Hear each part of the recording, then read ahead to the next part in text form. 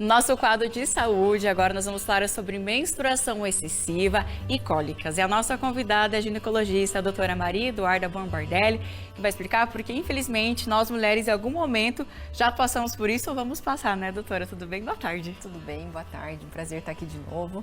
E, infelizmente, sim, a grande maioria das pessoas, das mulheres, né, vão passar isso pelo menos na fase da adolescência. É uma coisa muito comum nessa fase de maturação ali do corpo, né, que nesse processo de puberdade, adolescência. Mas depois, né, claro que a gente precisa tratar, não é normal com todo mundo, mas depois é para isso não acontecer com as mulheres. Então, doutora, como que a gente pode identificar sobre o que é a menstruação excessiva?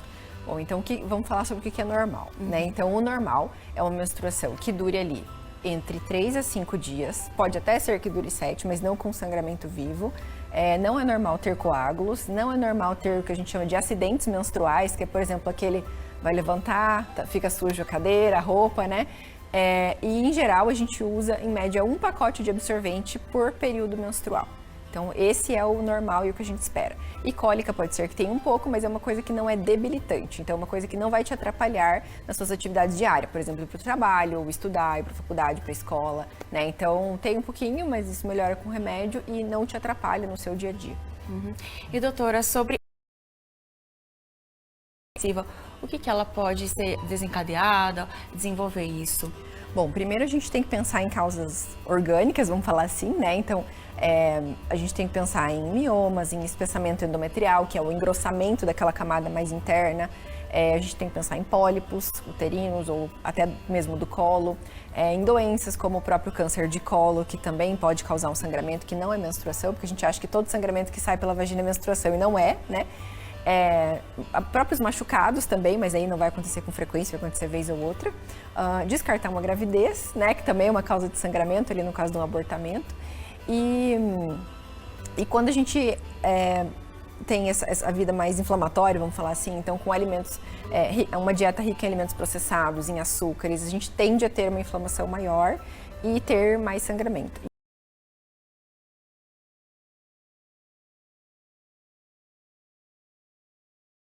Pode identificar, por exemplo, nossa, eu estou tendo isso, isso e isso. Pode ser causa de uma menstruação excessiva? Quais são as orientações geralmente que você passa?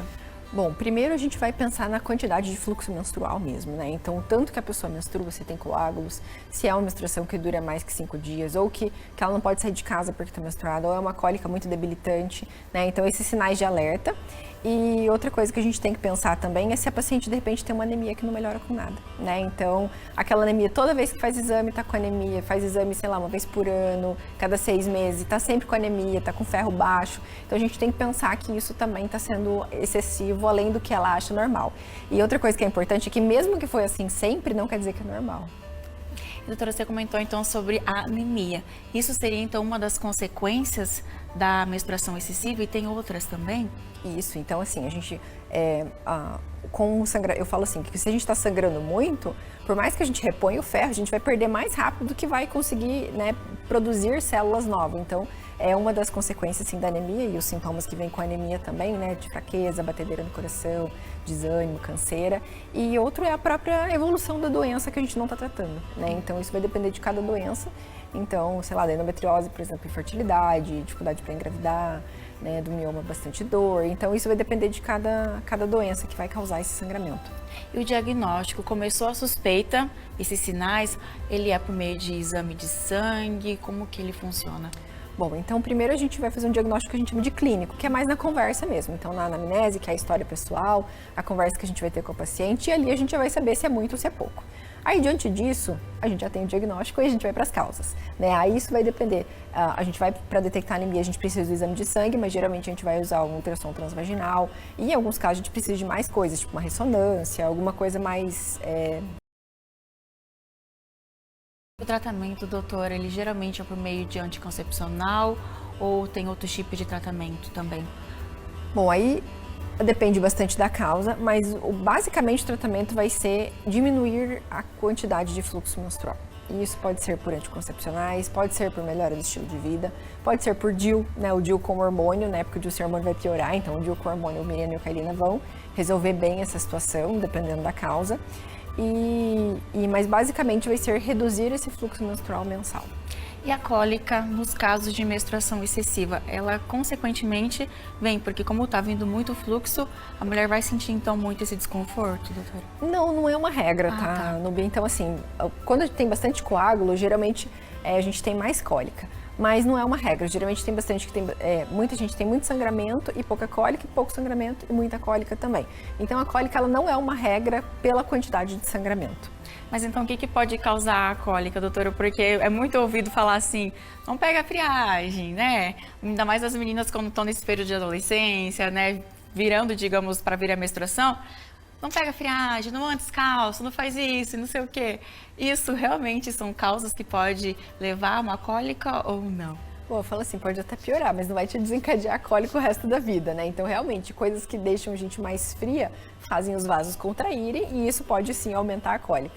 Mas, de modo geral, a gente sempre tem que descartar, quando a gente vê essa cólica incapacitante, a endometriose. A endometriose e miomas também. Miomas também costumam causar bastante cólica. Identificar se é uma causa realmente do útero, porque pode ser uma causa intestinal, que as pessoas não conseguem, não costumam lembrar dessa causa como sendo uma causa de cólica, né? E é muito comum as intolerâncias alimentares, os exageros alimentares, né? Então, isso a gente também tem que ficar de olho. Se é uma dor cíclica, se ela acontece só na menstruação, se isso vai o mês inteiro, o que melhora, o que piora.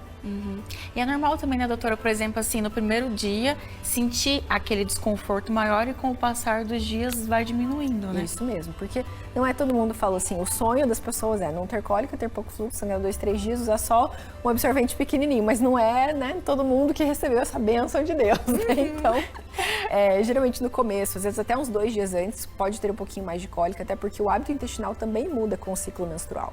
Né? Então a gente tem essas tanto do útero quanto do intestino, né? Então até uns 2 dias antes e daí nos primeiros dias depois isso vai aliviando conforme vai diminuindo o sangramento, a cólica vai passando também. E é importante ter isso que você falou, doutora, porque às vezes as mulheres não associam essa questão de como que o intestino muda conforme vai no nosso ciclo menstrual também, né? Isso, exatamente. Então o mais comum é assim, né? Logo que acabou de menstruar, o intestino fica um pouco mais preso, depois ele dá uma melhorada, a gente faz as pazes com ele, né? Antes da menstruação ele fica bem preso e daí durante a menstruação fica um pouco mais solto. Então a gente tem essa ciclicidade do ritmo intestinal também junto com o ciclo menstrual. E o que a gente pode fazer para diminuir esses desconfortos de cólica, assim? Que dicas geralmente que você passa, assim, porque é muito desconfortável, né, doutora? A gente fala ficar com aquela dorzinha, assim, só quem já passou sabe como é desconfortável. Só que é mulher que entende, né? Então, a primeira é aquela que eu sempre dou aqui, né? Dieta e exercício, que são medidas não medicamentosas, mas de controle de dor crônica, de melhora de bem-estar. Então, a alimentação mais natural, pobre em conservantes, em açúcares refinados, ela vai sim diminuir esse fluxo. O exercício físico é uma coisa que também não é medicação, mas que melhora, não no momento da cólica, mas a longo prazo, a reduzir ali daqui pra frente. E analgésicos, bolsinha de água quente, né? Isso também costuma aliviar bastante, deixar o pé quente, né? Isso também costuma ajudar bastante. E esses medicamentos é importante as mulheres terem um cuidado, né, doutora? Procurar mesmo a ginecologista que ela sente ali, que faz as consultas, enfim, de rotina, para ver qual que é o indicado também, porque às vezes vai muito na onda, toma esse, toma esse, toma esse. Não, vamos ver o certinho que funciona para ela também. Exatamente, até porque se a gente só pega a medicação no balcão da farmácia, a gente deixa de investigar a causa, né? Então a gente precisa dessa investigação adequada para poder saber se o problema está sendo realmente resolvido, né? E as maneiras de prevenir a cólica é o mesmo estilo para tentar fazer com que ela não cause tanto desconforto, então, doutora? Isso, então assim, a gente consegue fazer uma prevenção ali, como eu te falei, com o anticoncepcional, com o uso de hormonal, né? Isso vai fazer um tratamento e prevenção, mas eu falo, medidas não medicamentosas exercício físico de média e moderada intensidade e de média alta intensidade, e alimentação balanceada. Isso aí é a regra, não tem pra onde a gente Eu falo fugir, que né? Prevenção e tratamento de praticamente tudo, né? E nesses casos também pode até ajudar, né, doutora, quando iniciar esse tratamento para as causas da menstruação excessiva, ter esses cuidados de hábito de vida saudável também vai servir como uma base ali, importante para ter o sucesso no tratamento. Exatamente, né? Para tudo, né? Não só para menstruação, né? Com certeza, doutora. Obrigada novamente pela sua participação aqui no programa, para a gente explicar um pouquinho mais, então, sobre essas causas, enfim, para as mulheres se cuidarem dessa saúde íntima e fazerem a vida de uma forma natural aí durante qualquer período do ciclo, Vamos né? fazer as pazes consigo mesmo, né? Obrigada de novo pelo convite. Bom, vamos por um intervalo, bem rapidinho, e daqui a pouco nós vamos falar sobre moda. Como ser elegante no verão, que muitas mulheres têm aquela dificuldade. Será que é possível? Que roupa que eu devo usar? Enfim, eu convido daqui a pouco você após o intervalo para a gente conferir.